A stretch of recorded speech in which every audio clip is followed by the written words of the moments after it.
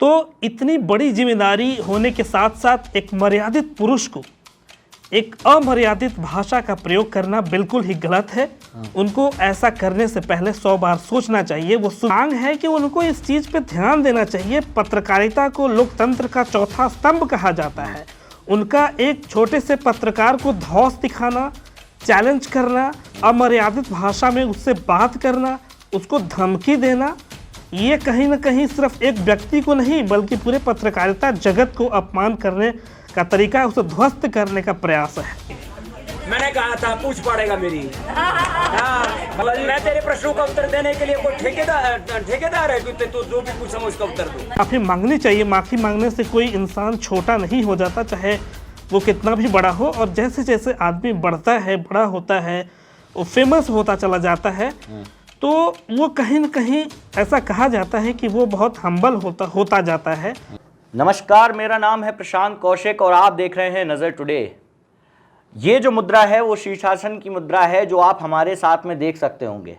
हमारे साथ अभी मौजूद हैं पत्रकार कुंदन जी, जो कि शीर्षासन कर रहे हैं, वो भी बाबा रामदेव के तरीके से। ये कुंदन जी जो हैं वो पत्रकार हैं और साथ ही साथ बाबा रामदेव के शिष्य भी रहे हैं, मतलब उनके जैसा योगा भी करते हैं। रोज़ सुबह उठते हैं, बाबा रामदेव को भी देखते हैं, शीर्षासन करते हैं और अलग अलग योग की मुद्राएं करते हैं।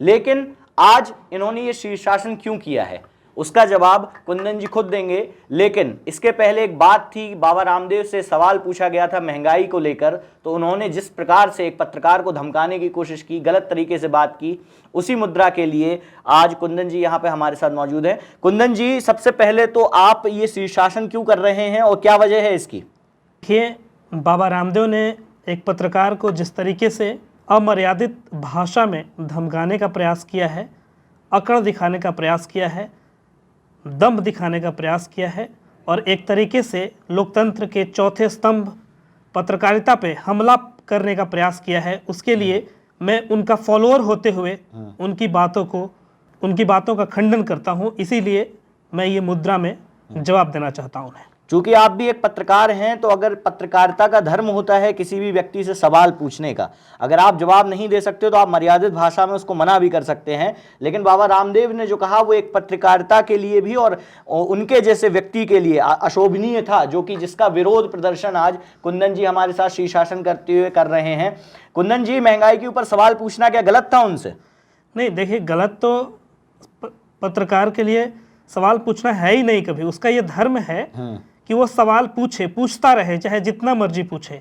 और रही बाबा रामदेव की बात, तो वो एक ऐसे पुरुष हैं, हिंदुस्तान में योगा तो बहुत पुराने समय से चला आ रहा है। लॉर्ड शिवा भी इसे किया करते थे। क्या कहते हैं कि पुराणों में भी इसका जिक्र मिलता है और उसके साथ ही साथ वेद में भी इसका जिक्र मिलता है। लेकिन बाबा रामदेव एक ऐसी हस्ती हैं जिन्होंने हिंदुस्तान को या पूरे विश्व से परिचय किया, अपने परिचय करवाया योगा के माध्यम से। और यही नहीं, उनके ही प्रयास से तत्कालीन प्रधानमंत्री श्री नरेंद्र मोदी ने 21 जून 2015 से अंतर्राष्ट्रीय योगा दिवस को जो है पूरे विश्व में प्रचारित किया और हर साल उसे पूरा विश्व मनाता भी है। और ऐसा जब एक पुरुष करता है, योगा के क्षेत्र में इतना बड़ा काम करता है, तो उसका कद बहुत ज़्यादा बड़ा हो जाता है, उसकी जिम्मेदारियां बढ़ जाती है। तो इतनी बड़ी जिम्मेदारी होने के साथ साथ एक मर्यादित पुरुष को एक अमर्यादित भाषा का प्रयोग करना बिल्कुल ही गलत है। उनको ऐसा करने से पहले 100 बार सोचना चाहिए। वो सुबह सुबह इंडिया टीवी पे सिखाते हैं कि ये आसन करने से, ये योग करने से जो है आपका मन शांत होता है, आपको गुस्सा नहीं आता। और फिर भी उन्हें एक छोटे से पत्रकार ने जब सवाल पूछा तो उन्हें गुस्सा आ गया। ये एक बड़ा प्रश्न है, एक बड़ा उनके सामने जो है क्या कहते हैं कि प्रश्नवाचक चिन्ह लगाता है उनके व्यक्तित्व पे। एक बड़ा प्रश्न खड़ा करता है। आप खुद उनके फॉलोअर हैं और उनको लगातार देखते आए हैं, तो कब से आप रामदेव को फॉलो कर रहे हैं? मैं साल 2009 में पहली बार पतंजलि योगपीठ हरिद्वार गया था और तब से मैं लगातार योगा को फॉलो करता हूं और मैं कोशिश करता हूं कि हर साल कम से कम एक बार पतंजलि योगपीठ हरिद्वार पहुंच जाऊं। पतंजलि योगपीठ पहुंच जाएं और लगातार 13-14 साल से आप लगातार जो है बाबा रामदेव को भी फॉलो कर रहे हैं और जो मुद्राएं आप लगातार बना रहे हैं हमारे दर्शक भी देख रहे हैं। और बाबा रामदेव का योग से जो जोड़ था, जो नाता था, वो किसी से छुपा हुआ नहीं है। कुंदन जी ने बिल्कुल ठीक कहा कि एक मर्यादित पुरुष हैं, उन्होंने योग को पूरे विश्व में फैलाया है, लेकिन जब एक पत्रकार उनसे भाषा का कोई एक सवाल पूछता है तो उनकी भाषा डगमगा जाती है, उनके शब्द लड़खड़ा जाते हैं और ये बोलते हैं कि हम आपके ठेकेदार नहीं हैं। और उसके अलावा भी उन्होंने कई सारी बातों का जिक्र किया था जो इस वीडियो में पहले आप सबसे पहले देखिए। कि आपको 75-80 रुपए का पेट्रोल चाहिए कि 35 रुपए का? तो आपको जो 35 रुपए का पेट्रोल दिलाएगा उसको वोट दोगे या 75-80 दिलाने वाले को? अच्छा, आपको आज गैस सिलेंडर सब्सिडी के बावजूद 425 का और सब्सिडी के बिना जो है 1200 रुपए का मिलता है। यदि आपको गैस का सिलेंडर 300 या 400 रुपए का मिले उसको वोट करोगे या 1200 रुपए का देने वालों को?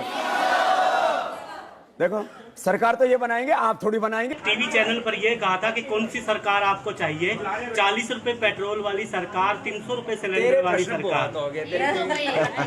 अच्छे भी का कुछ आप ही ने कहा था सरकार बनी थी, आपने कहा था कि नहीं कहा था? बाबा जी, मैंने कहा था पूछ पड़ेगा मेरी।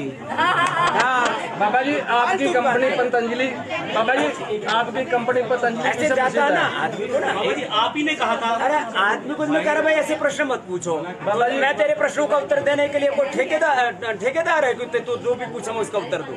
अच्छा कुंदन जी, ये सवाल उठता है जो आपने मुद्रा का प्रयोग किया है आज, ये मुद्राएं लगातार बहुत सारे लोग देख रहे हैं और जब बाबा रामदेव ऐसी भाषा का प्रयोग करते हैं उनके फॉलोअर ने वो भी देखा होगा, कितना गलत इंप्रेशन पड़ता है लोगों के बीच में। देखो, ये मुद्रा इतनी बड़ी है कि इसे आसनों का राजा कहा जाता है और मैं उनका फॉलोअर हूं। इसका परिचय, इस मुद्रा से बड़ा परिचय कोई हो नहीं सकता जी। तो ये बात मैं कहना चाहता हूं, उन तक अपना मैसेज पहुंचाना चाहता हूं। और मांग क्या है आपकी? बाबा रामदेव ने जो पत्रकार से बदतमीजी की थी उसके बारे में क्या कहना है, क्या मांग करते हैं आप? मांग है कि उनको इस चीज पे ध्यान देना चाहिए। पत्रकारिता को लोकतंत्र का चौथा स्तंभ कहा जाता है। उनका एक छोटे से पत्रकार को धौंस दिखाना, चैलेंज करना, अमर्यादित भाषा में उससे बात करना, उसको धमकी देना, ये कहीं ना कहीं सिर्फ एक व्यक्ति को नहीं बल्कि पूरे पत्रकारिता जगत को अपमान करने का तरीका है, उसे ध्वस्त करने का प्रयास है। ये मैं कहना चाहता हूं। बाबा रामदेव अपनी जो उन्होंने भाषा का प्रयोग किया था उसके लिए माफी मांगे फोरम पे आके बाहर। माफी मांगनी चाहिए। माफी मांगने से कोई इंसान छोटा नहीं हो जाता, चाहे वो कितना भी बड़ा हो। और जैसे जैसे आदमी बढ़ता है, बड़ा होता है, वो फेमस होता चला जाता है, तो वो कहीं ना कहीं ऐसा कहा जाता है कि वो बहुत हम्बल होता जाता है। तो ये हम्बलनेस का परिचय है अगर कोई किसी से माफी भी मांगता है तो। ठीक है, कुंदन जी हमारे साथ जुड़े हुए थे और लगातार आप उनकी मुद्राएं भी देख रहे हैं, शीर्षासन करते हुए अलग अलग मुद्राओं का वो यहाँ पर उपयोग कर रहे हैं, हमारे दर्शकों को भी दिखा रहे हैं। और ये वो मुद्राएं हैं जो स्वयं बाबा रामदेव रोज टीवी पर आकर अपने योग पीठ के माध्यम से लोगों को सिखाते हैं, बताते हैं, स्वस्थ रहने की, मन को साफ करने की बात करते हैं। लेकिन जब कोई पत्रकार उनसे सवाल पूछता है तो उनका खुद ही मन साफ नहीं रहता। एजेंडा चलाने की नीति है,